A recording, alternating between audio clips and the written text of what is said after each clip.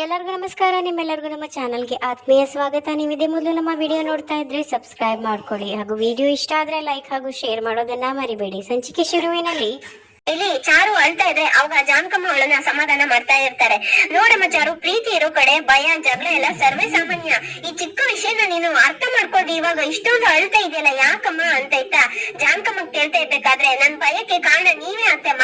ಅದು ರಾಮಚಾರಿ ತಲೆಯಲ್ಲಿ 2 ಸುಳ್ಳಿ ಇದೆ, ಅವನಿಗೆ 2 ಮದುವೆ ಆಗುತ್ತೆ ಅನ್ನೋದನ್ನ ನನ್ ತಲೆಗೆ ಹಾಕ್ದವ್ರೆ ನೀವೇ ಅಲ್ವಾ ಅಂತ ಇತ್ತ ಚಾರು ಕೇಳ್ತಿರ್ಬೇಕಾದ್ರೆ, ಏನಮ್ಮ ಚಾರು ಇನ್ನ ಕೂಡ ಆ ವಿಷಯನ ತಲೆಯಲ್ಲಿ ಇಟ್ಕೊಂಡು ಇನ್ನ ಬೇಜಾರ್ ಮಾಡ್ಕೊಂಡಿದ್ಯಲ್ಲ ಅಂತ ಇತ್ತ ಜಾನಕಮ್ಮ ಕೇಳ್ತಿರ್ಬೇಕಾದ್ರೆ, ಅದು ಏನಾಯ್ತು ಗೊತ್ತೇ ಅತ್ತಮ್ಮ, ನಿನ್ನೆ ಯಾವ್ದೋ ಒಂದು ಹುಡುಗಿಗೆ ಆಕ್ಸಿಡೆಂಟ್ ಆದಾಗ ರಾಮಚಾರಿ ಬೇರೆ ಕಾಪಾಡಿದ್ನಂತೆ. ಇವಾಗ ಆ ಹುಡುಗಿಗೆ ರಾಮಚಾರಿ ಮೇಲೆ ಲವ್ ಆಗ್ಬಿಟ್ಟು ಅವಳ ಅಪ್ಪ ರಾಮಚಾರಿ ಹತ್ರ ಬಂದ್ಬಿಟ್ಟು, ನೀನ್ ನನ್ ಮಗಳನ್ನ ಮದುವೆ ಮಾಡ್ಕೊ ಅಂತ ಕೇಳ್ಬಿಟ್ಟಂತೆ. ಅದಕ್ಕೆ ರಾಮಚಾರಿ ನಕ್ಕೊಂಡು ನನ್ಗೆ ಆಲ್ರೆಡಿ ಮದುವೆ ಆಗ್ಬಿಟ್ಟಿದೆ ಅಂತ ಹೇಳ್ ಬಂದಿದ್ದಾನೆ ಅಂತ ಇತ್ತ ಚಾರು ಹತ್ಕೊಂಡು ಹೇಳ್ಬೇಕಾದ್ರೆ ಇತ್ತ ಜಾನಕಮ್ಮ ಅವಾಗ ನಗಾಡ್ಕೊಂಡು, ಏನಮ್ಮ ಚಾರು ಇಂಥ ವಿಷಯಕ್ಕೆಲ್ಲ ಇಷ್ಟೊಂದು ಸೀರಿಯಸ್ ಆಗ್ತಿಯಲ್ಲ, ನೋಡು ಇವಾಗ ರಾಮಚಾರಿ ನನ್ಗೆ ಆಲ್ರೆಡಿ ಮದುವೆ ಆಗಿದೆ ಅಂತ ಹೇಳ್ ಬಂದಿದ್ದಾನಲ್ಲ, ಮತ್ತೇನಮ್ಮ ನಿನ್ ಸಮಸ್ಯೆ ಅಂತ ಇತ್ತ ಜಾನಕಮ್ಮ ಕೇಳ್ತಿರ್ಬೇಕಾದ್ರೆ, ಏನು ಅತ್ತಮ್ಮ ನೀವು ಇದಕ್ಕೆ ನೀವು ನಕ್ಕೊಂಡು ಮಾತಾಡ್ತೀರಲ್ಲ, ಅವನ ಹತ್ರ ಅವ್ರು ಕೇಳ್ದವಾಗ ನನ್ಗೆ ಆಲ್ರೆಡಿ ಮದ್ವೆ ಆಗಿದೆ, ಎಷ್ಟು ಧೈರ್ಯ ನಿಮ್ಗೆ ನನ್ನ ಹತ್ರ ಬಂದ್ಬಿಟ್ಟು ಈ ತರ ಕೇಳಕ್ಕೆ ಅಂತ ಇವ್ನು ಚೆನ್ನಾಗಿ ಬೈದ್ ಬರ್ಬೇಕಿತ್ತಲ್ಲ, ಅದನ್ನು ಬಿಟ್ಬಿಟ್ಟು ಇವನು ನಗಾಡ್ಕೊಂಡು ಬಂದಿದ್ದಾನಂತೆ ಅಂತ ಇತ್ತ ಚಾರು ಹೇಳ್ತಿರ್ಬೇಕಾದ್ರೆ, ನೋಡಮ್ಮ ಇವಾಗ ಹೆಣ್ಮಕ್ಳಿಗೆ ಮದ್ವೆ ಆಗಿದೆ ಅಂತ ನಮ್ಗೆ ಇವಾಗ ಜನರಿಗೆ ತೋರ್ಸಕ್ಕೆ ನಮ್ಮ ಹತ್ರ ಕಾಲುಂಗ್ರ ಕತ್ತರ ತಾಳಿ ಎಲ್ಲ ಇರುತ್ತೆ. ಪಾಪ ಅದೇ ಗಂಡಸರಿಗೆ ನಮ್ಮ ಹತ್ರ ಮದ್ವೆ ಆಗಿದೆ ಅಂತ ತೋರ್ಸ್ಕೊಳಕ್ ಅವ್ರ ಹತ್ರ ಏನಮ್ಮ ಇರುತ್ತೆ. ನೋಡಿ ಇವಾಗ ರಾಮಚಾರಿಗೆ ನಿನ್ನನ್ನ ಬಿಟ್ಬಿಟ್ಟು ಬೇರೆ ಯಾವ ಹುಡುಗಿನೂ ಇವಾಗ ಮದ್ವೆ ಆಗೋ ಉದ್ದೇಶನೂ ಇಲ್ಲ. ಯಾಕಂತಂದ್ರೆ ಅವನು ನಿನ್ನನ್ನ ಬೆಟ್ಟದಷ್ಟು ಪ್ರೀತಿ ಮಾಡ್ತಾನೆ, ಅದು ನಿಮ್ಗೂ ಕೂಡ ಗೊತ್ತಲ್ವ ಅಮ್ಮ ಅಂತ ಇತ್ತ ಚಾರುನ ಜಾನಕಮ್ಮ ಸಮಾಧಾನ ಮಾಡ್ತಾ ಇರ್ತಾರೆ. ಇನ್ನೊಂದ್ ಕಡೆ ರುಕ್ಕು ಮನೆಗೇನೆ ಸೀದಾ ಮಾನ್ಯತೆ ಬಂದ್ಬಿಡ್ತಾರೆ. ಆಗ ರುಕ್ಕುಗಂತೂ ತುಂಬಾನೇ ಗಾಬರಿ ಆಗ್ಬಿಟ್ಟು, ಅಯ್ಯೋ ನೀನ್ ಯಾಕೆ ಮೇಡಮ್ ಹೇಳ್ದೆ ಬಂದ್ಬಿಟ್ಟಿದೀಯ ಮಾನ್ಯತಾ, ನನ್ಗೆ ಇವಾಗ ಏನಾದ್ರು ನೀವ್ ಇಲ್ಲಿಗೆ ಬಂದಿರೋ ವಿಷಯನ ಕಿಟ್ಟಿ ಏನಾದ್ರು ನೋಡ್ಬಿಟ್ರೆ ಅಷ್ಟೇ ನನ್ ಕತೆ ಮುಗೀತು ಅಂತ ಇತ್ತ ರುಕ್ಕು ಗಾಬರಿಯಿಂದ ಹೇಳ್ತಾ ಇರ್ಬೇಕಾದ್ರೆ, ಅಯ್ಯೋ ಆದ್ರೆ ಏನಾಯ್ತು, ನಾನ್ ನಿನ್ನ ಹತ್ರ ಪ್ಲಾನ್ ಬಗ್ಗೆ ಮಾತಾಡೋಣ ಅಂತ ಬಂದೆ ಅಂತ ಇತ್ತ ಮಾನ್ಯತೆ ಹೇಳ್ಬೇಕಾದ್ರೆ, ಇಲ್ಲ ಇಲ್ಲ ಇವಾಗ ನೀವ್ ಇಲ್ಲಿರೋದು ಒಂದು ಸ್ವಲ್ಪನೂ ಕೂಡ ಸೇಫ್ ಅಲ್ಲ. ಆಲ್ರೆಡಿ ಇವಾಗ ಕಿಟ್ಟಿಗೆ ನಾನು ನಿಮ್ ಜೊತೆ ಕಾಂಟ್ಯಾಕ್ಟ್ ಅಲ್ಲಿ ಇದೀನಿ, ನಿಮ್ಗೆ ನಾನೇ ಅವ್ನ ನಂಬರ್ ಕೊಟ್ಟಿರೋದು ಅಂತ ಅವನಿಗೆ ಡೌಟ್ ಬಂದ್ಬಿಟ್ಟಿದೆ. ಅವನು ಇವಾಗ ಹೊಸ ನಂಬರ್ ತಗೊಂಡಿರೋದು ಯಾರಿಗೂ ಕೂಡ ಗೊತ್ತಿಲ್ಲ. ಅದು ಹೇಗೆ ಮಾನ್ಯತೆಗೆ ಗೊತ್ತಾಯ್ತು ಅಂತ ನನ್ನನ್ನೇ ಅವನು ಪ್ರಶ್ನೆ ಮಾಡಿದೆ. ನಾನು ಹೇಗೋ ಅದನ್ನೆಲ್ಲ ಮ್ಯಾನೇಜ್ ಮಾಡ್ಬಿಟ್ಟಿದೀನಿ. ನೋಡಿ ಇನ್ನು ಮುಂದೆ ಏನೇ ನಾವು ಪ್ಲಾನ್ ಮಾಡೋದಿದ್ರು ಕೂಡ ಫೋನ್ ಅಲ್ಲೇನೆ ಮಾತಾಡೋಣ. ಅದು ಅಲ್ಲದೆ ನಾವು ಪ್ರತಿ ಸರಿ ಮೀಟ್ ಮಾಡ್ಬೇಕಂದ್ರೂ ಕೂಡ ಬೇರೆ ಬೇರೆ ಜಾಗನ ನಾವು ಚೇಂಜ್ ಮಾಡ್ತಾ ಇರ್ಬೇಕು. ಇಲ್ಲ ಅಂತಂದ್ರೆ ಪಕ್ಕ ಈ ಕಿಟ್ಟಿಗಂತೂ ಡೌಟ್ ಬರೋದು ಕಾಮನ್ ಆಗುತ್ತೆ. ಅದಕ್ಕೋಸ್ಕರ ನಾವು ಇವಾಗ ಇವನಿಗೆ ಡೌಟ್ ಮಾಡದೇ ಇರೋ ತರ ಮುಂದಿನ ಪ್ಲಾನ್ ಎಲ್ಲ ಮಾಡ್ಕೊಳ್ಳೋಣ ಅಂತ ಹೇಳ್ಬಿಟ್ಟು ಅವಳು ಮಾನ್ಯತೆಗೆ ಹೇಳ್ಬಿಟ್ಟು ಅಲ್ಲಿಂದ ಅವಳನ್ನ ಕಳಿಸ್ಬಿಡ್ತಾಳೆ. ಇನ್ನ ಒಂದ್ ಕಡೆ ಕೋಪದಿಂದ ರಾಮಚಾರಿ ಸೀದಾ ಜಯಸಿಂಹನ್ ಹತ್ರ ಬಂದ್ಕೊಂಡು, ಏನ್ ಸರ್ ನಿಮ್ ಪ್ರಾಬ್ಲಮ್, ಮತ್ತೇನು ಇವಾಗ ನೀವು ಮಾತಾಡ್ಬೇಕು, ನಿನ್ನೆ ಎಲ್ಲ ಮಾತಾಡಿ ಫೈನಲ್ ಮಾಡಾಯ್ತಲ್ವಾ ಅಂತ ಇತ್ತ ರಾಮಚಾರಿ ಕೇಳ್ತಾ ಇರ್ಬೇಕಾದ್ರೆ, ನೋಡಿ ರಾಮಚಾರಿ ಅವರೇ ಕೆಲವೊಂದು ಕ್ಯಾರೆಕ್ಟರ್ ಅಲ್ಲೇ ಹಾಗೆ ಮರೆಯಕ್ಕೆ ಆಗಲ್ಲ. ನೋಡಿ ನನ್ ಮಗಳಿಗೆ ಇವಾಗ ಯಾವ್ದೇ ಒಂದ್ ಟಾಲ್ ಇಷ್ಟ ಆಗ್ಲಿ, ಯಾವ್ದೇ ಒಂದು ಚಾಕ್ಲೇಟ್ ಇಷ್ಟ ಆಗ್ಲಿ, ಅಥವಾ ಅವಳು ಏನ್ ಇಷ್ಟಪಟ್ರು ಕೂಡ ನಾನು ಅದನ್ನ ಅವಳು ಚಿಕ್ಕವಳು ಇರ್ಬೇಕಂದನು ಕೂಡ ಅದನ್ನ ಅವಳಿಗೆ ಕೊಡ್ಸಿ ನಾನು ಅದನ್ನ ಅಭ್ಯಾಸ ಮಾಡ್ಬಿಟ್ಟಿದ್ದೀನಿ. ಇವಾಗ ಅವಳು ಇಷ್ಟಪಟ್ಟಿರೋದು ನಿಮ್ಮನ್ನ, ಹಾಗಾಗಿ ನಾನು ಅದನ್ನ ನೋ ಅಂತ ಹೇಳಕ್ಕಾಗುತ್ತಾ. ನೋಡಿ ಇವಾಗ ಇದನ್ನ ಬಿಟ್ಬಿಟ್ಟು ನನ್ಗೆ ಬೇರೆ ಆಪ್ಷನ್ ಇಲ್ಲ. ನೀವು ಏನಾದ್ರಾಗ್ಲಿ ನನ್ ಮಗಳನ್ನ ಪ್ರೀತಿ ಪ್ರೀತಿ ಪ್ರೀತಿ ಪ್ರೀತಿ ಮಾತ್ರ ಮಾಡ್ಬೇಕು. ಅವಳು ನನ್ಗೆ ಬೋರ್ ಆಗ್ತಿದೆ ಅಂತ ಹೇಳೋಕ್ಕಿಂತ ಮುಂಚೆನೆ ಅವಳು ಕೇಳಿದ ಪ್ಲೇಸ್ಗೆಲ್ಲ ಹೋಗ್ಬೇಕು. ಅವಳು ಎಲ್ಲೆಲ್ಲಿಗೆ ಹೋಗ್ಬೇಕು ಅಂತ ಹೇಳ್ತಾಳೋ ಅಲ್ಲಿಗೆಲ್ಲ ನೀವು ಕರ್ಕೊಂಡು ಹೋಗ್ಬೇಕು. ಶಾಪಿಂಗು ಮಾಲು ಅದು ಇದು ಅಂತ ನೀವು ಖಾಲಿ ಅವ್ರ ಜೊತೆ ಸುತ್ತಾಡ್ತಾ ಇರ್ಬೇಕು. ಇದ್ರ ಬಗ್ಗೆ ಎಲ್ಲ ದುಡ್ಡು ಬಗ್ಗೆ ಎಲ್ಲ ನೀವು ಯೋಚನೆ ಮಾಡ್ಕೋಬೇಡಿ. ಮದುವೆ ಆದ್ಮೇಲೆ ಅವಳ ಹೆಸರಲ್ಲಿರೋ ಆಸ್ತಿ ಎಲ್ಲ ನಿಮ್ದಾಗುತ್ತೆ. ಹಾಗೆ ಮತ್ತೆ ಈ ಕೆಲಸ ಮಾಡಕ್ಕೆ ಮತ್ತೆ ನನ್ ಮಗಳನ್ನ ಮದುವೆ ಆಗೋಕೆ ನಿಮ್ಗೆ ಎಷ್ಟು ದುಡ್ಡು ಬೇಕಾದ್ರೂ ಕೊಟ್ಬಿಡ್ತೀನಿ. ನಾನ್ ಬೇಕಾದ್ರೆ ಬ್ಲಾಂಕ್ ಚೆಕ್ ಅನ್ನು ಕೊಟ್ಬಿಡ್ತೀನಿ, ನಿಮ್ಗೆ ಎಷ್ಟು ಬೇಕಾದ್ರೂ ಅದನ್ನ ಬರ್ಕೊಂಡ್ಬಿಡಿ ಅಂತ ಇತ್ತ ಜಯಸಿಂಹ ಹೇಳ್ತಾ ಇರ್ಬೇಕಾದ್ರೆ ರಾಮಚಾರಿಗಂತೂ ತುಂಬಾನೇ ಕೋಪ ಬಂದ್ಬಿಟ್ಟು, ರೇ ಮಿಸ್ಟರ್ ನಿಮ್ಗೆ ಏನಾದ್ರು ತಲೆಗಿಲಿ ಕೆಟ್ಟಿದೆಯೇನ್ರಿ, ನಿನ್ನೆ ನಾನು ಹೇಳಿಲ್ವಾ ನನ್ಗೆ ಮದ್ವೆ ಆಗಿದೆ ಅಂತ. ನೋಡಿ ಇವಾಗ ನೀವು ಬ್ಲಾಂಕ್ ಚೆಕ್ ಕೊಟ್ರು ಕೂಡ ಆ ಬ್ಲಾಂಕ್ ಚೆಕ್ ಅಲ್ಲಿ ನಾನು ಯಾವಾಗ್ಲೂ ನನ್ನ ಹೆಂಡತಿ ಚಾರು ಮೇಡಮ್ ಹೆಸರನ್ನೇ ಬರೆಯೋದು. ನೋಡಿ ನನ್ ಹೆಂಡತಿ ಬಿಟ್ಟು ನಾನು ಎಲ್ಲೂ ಬರಲ್ಲ, ನಾನು ಯಾರನ್ನು ಕೂಡ ಕಣ್ಣೆತ್ತಿ ಕೂಡ ನೋಡಲ್ಲ ಅಂತ ಇತ್ತ ರಾಮಚಾರಿ ಹೇಳ್ತಿರ್ಬೇಕಾದ್ರೆ, ಏನ್ ಸರ್ ನೀವು ಈ ತರ ಮಾತಾಡ್ತಿದ್ದೀರಾ, ನೋಡಿ ಅದು ನಿಮ್ಗೆ ಆಲ್ರೆಡಿ ಮದುವೆ ಆಗ್ಬಿಟ್ಟಿದೆಯಲ್ಲ, ಅವರಿಗೆ ಬೇಕಾದ್ರೆ ನೀವು ಡಿವೋರ್ಸ್ ಕೊಟ್ಬಿಡಿ, ಅವರಿಗೆ ಎಷ್ಟು ಬೇಕಾದ್ರೂ ಪರಿಹಾರನ ನಾನ್ ಕೊಟ್ಬಿಟ್ಬಿಡ್ತೀನಿ, ಎಷ್ಟು ಲಕ್ಷ ಆದ್ರೂ ಪರವಾಗಿಲ್ಲ, ಕೋಟಿ ಆದ್ರೂ ಪರವಾಗಿಲ್ಲ ಅಂತ ಇತ್ತ ಜಯಸಿಂಹ ಹೇಳ್ತಿರ್ಬೇಕಾದ್ರೆ ಈ ಮಾತನ್ನ ಕೇಳಿಸ್ಕೊಂಡು ರಾಮಚಾರಿಗಂತೂ ತುಂಬಾನೇ ಕೋಪ ಬಂದ್ಬಿಟ್ಟು, ರೀ ಮಿಸ್ಟರ್ ನಿಮ್ಗೆ ಎಷ್ಟು ಸರಿ ಹೇಳ್ಬೇಕು, ಎಂತ ತಲೆ ಕೆಟ್ಟವ್ರು ಸಾಹಸ ಆಗ್ಬಿಟ್ಟಿದೆ ಅಂದ್ರೆ ಬೇರೆಯವರು ತಾಳಿ ಕಿತ್ಬಿಟ್ಟು ನಿಮ್ ಮಗಳಿಗೆ ಹಾಕ್ಬೇಕು ಅನ್ನುವ ದುಷ್ಟ ತರ ಕಾಣ್ತಾ ಇದ್ದೀರಾ. ನೋಡಿ ನಿನ್ನೆ ಮಾತಾಡುವಾಗ ಒಳ್ಳೆ ಸಜ್ಜನ ತರ ಕಾಣಿಸ್ತಾ ಇದ್ರಿ, ಆದ್ರೆ ಇವತ್ ಮಾತ್ರ ನನ್ನ ಎದುರಿಗೆ ಒಳ್ಳೆ ಒಂದು ದೊಡ್ಡ ಬಿಸ್ನೆಸ್ ಮ್ಯಾನ್ ತರ ಕಾಣಿಸ್ಕೊಂತ ಇದ್ರಿ. ಈ ತರ ಮಾತಾಡಕ್ಕೆ ಇನ್ನೊಂದು ಹೆಣ್ಣಿನ ಬಗ್ಗೆನೆ ಮಾತಾಡಕ್ಕೆ ನಿಮ್ಗೆ ನಾಚಿಕೆ ಆಗಲ್ವೇನ್ರಿ? ನಿಮ್ಮಂತವ್ರ ಮುಖ ಇನ್ನೊಮ್ಮೆ ನೋಡೋದು ದುರದೃಷ್ಟ, ನನಗ್ ಬಾಧ್ಯ ಇರ್ಲಿ ಅಂತ ಹೇಳ್ಬಿಟ್ಟು ಅವನಿಗೆ ಚೆನ್ನಾಗಿ ಜಯಸಿಂಹಗೆ ಬೈದ್ಬಿಟ್ಟು ಅವನಿಗೆ ವಾರ್ನ ಮಾಡ್ಬಿಟ್ಟು ರಾಮಾಚಾರಿ ಅಲ್ಲಿಂದ ಹೋಗ್ಬಿಡ್ತಾನೆ.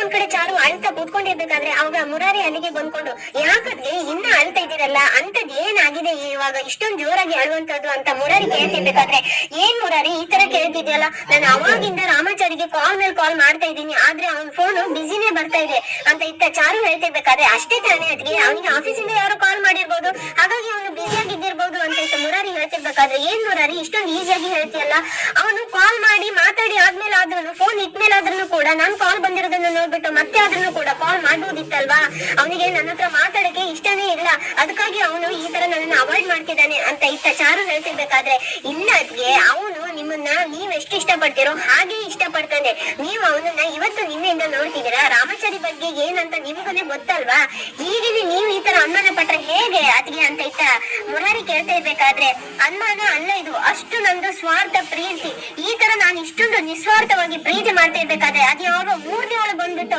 ನನ್ ರಾಮಾಚಾರಿನೇ ಪ್ರೀತಿ ಮಾಡ್ತೀನಿ ಅಂತಂದ್ರೆ ನನ್ಗೆ ಎಷ್ಟು ಬೇಜಾರಾಗಲ್ಲ ಹೇಳು ಮುರಾರಿ ಅಂತ ಇತ್ತ ಚಾರು ಕೇಳ್ತಿರ್ಬೇಕಾದ್ರೆ, ಏನಕ್ಕೆ ನೀವು ಚಿಕ್ಕ ಮಗು ತರ ಇಷ್ಟೊಂದು ಸಣ್ಣ ಸಣ್ಣ ವಿಷಯಕ್ಕೆಲ್ಲ ಇಷ್ಟೊಂದು ಇವಾಗ ಮನಸ್ಸಿಗೆ ಹಚ್ಕೊಂಡು ಕೂತ್ಕೊಂಡಿದ್ರೆ ಹೇಗೆ? ಅಲ್ಲಿ ಅಮ್ಮ ಹೇಳ್ತಿದ್ರು ನೀವು ಬೆಳಿಗ್ಗೆಯಿಂದ ಏನು ತಿಂದಿಲ್ಲ ಅಂತೆ, ಹೋಗಿ ಅದೇನಾದ್ರೂ ತಿನ್ನಿ ಅಂತ ಇಷ್ಟ ಮುರಾರಿ ಹೇಳ್ತಾ ಇರ್ಬೇಕಾದ್ರೆ, ಇಲ್ಲ ರಾಮಾಚಾರಿ ಬಂದ್ಬಿಟ್ಟು ನನ್ ಜೊತೆಗೆ ಮಾತಾಡೋ ತನಕ ನಾನ್ ಏನನ್ನು ಕೂಡ ತಿನ್ನಲ್ಲ ಅಂತ ಹೇಳ್ಕೊಂಡು ಹತ್ಕೊಂಡು ಸೀದಾ ಚಾರು ಅಲ್ಲಿಂದ ಹೊರಗಡೆ ಹೋಗ್ಬಿಡ್ತಾಳೆ. ಇನ್ನ ಒಂದ್ ಕಡೆ ರಾಮಾಚಾರಿ ರೋಡಲ್ಲಿ ಹೋಗ್ತಾ ಇರ್ಬೇಕಾದ್ರೆ ಆಗ ಜಯಸಿಂಹ ಕಾರಲ್ಲಿ ಬಂದ್ಬಿಟ್ಟು ರಾಮಾಚಾರಿ ಗಾಡಿಗೆ ಅಡ್ಡ ಹಾಕಿ ಬಿಡ್ತಾನೆ. ಆಗ ರಾಮಾಚಾರಿಗಂತೂ ತುಂಬಾನೇ ಕೋಪ ಬಂದ್ಬಿಟ್ಟು, ಅರೇ ಅಷ್ಟೆಲ್ಲ ಅಲ್ಲಿ ಇವಾಗ ಮಾತಾಡಾಯ್ತು, ಇಲ್ಲಿ ಇನ್ನ ಏನ್ ಪ್ರಾಬ್ಲಮ್ ಮಾಡ್ಬೇಕಂತ ಅನ್ಕೊಂಡು ಇಲ್ಲಿ ಬಂದಿದ್ದೀರಾ ಅಂತ ಇದ್ದ ರಾಮಾಚಾರಿ ಕೇಳ್ತಾ ಇರ್ಬೇಕಾದ್ರೆ ಅವಾಗ ಜಯಸಿಂಹ ಹೇಳ್ತಾನೆ, ನೋಡು ರಾಮಾಚಾರಿ ಇವಾಗ ಪ್ರಾಬ್ಲಮ್ ಮಾಡೋದಲ್ಲ, ಪ್ರಾಬ್ಲಮ್ ಇವಾಗ ಎಲ್ಲ ಆಗ್ತಾ ಇದೆ ಅದನ್ನ ಇವಾಗ ಸರಿಪಡಿಸೋಣ ಅಂತ ಹೇಳ್ಬಿಟ್ಟು ಬಂದಿರೋದು ನಾನು. ನೋಡು ಇವಾಗ ನನ್ನ ಮಗಳು ನಿನ್ನನ್ನ ಇಷ್ಟಪಟ್ಟಿದ್ದಾಳಲ್ವಾ, ಹಾಗಾಗಿ ಅವಳ ಜೀವನದಲ್ಲಿ ನಾನು ಏನೇನು ಇಷ್ಟಪಟ್ಟಿದ್ದಾಳೋ ಅದನ್ನೆಲ್ಲ ನಾನು ಯಾವತ್ತೂ ಕೂಡ ನೋ ಅಂತ ಹೇಳೇ ಇಲ್ಲ.